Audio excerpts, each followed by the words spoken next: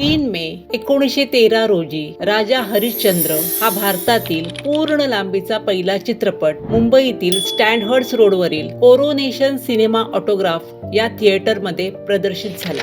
हा चित्रपट भारतीय चित्रपट सृष्टीचे प्रणेते दादासाहेब फाळके यांनी दिग्दर्शित आणि निर्मित केला होता. या मूकपटाने भारतीय चित्रपट उद्योगाची सुरुवात केली आणि भविष्यातील चित्रपट निर्मात्यांसाठी मार्ग मोकळा केला. हरिश्चंद्राची भूमिका दत्तात्रय दामोदर दापके यांनी सादर केली. त्यावेळी सामाजिक रूढींमुळे पुरुष कलाकारांना स्त्री भूमिका साकार कराव्या लागत होत्या. त्यामुळे हरिश्चंद्राची पत्नी तारामती म्हणून अण्णा साळुंके या कलाकाराने स्त्री भूमिका साकारली होती. अशा या अनेक अडचणींवर मात करून दादासाहेब फाळके यांनी भारतीय चित्रपट सृष्टीचा पाया रचला. म्हणूनच दादासाहेब फाळके यांना भारतीय चित्रपट सृष्टीचे जनक संबोधले जाते.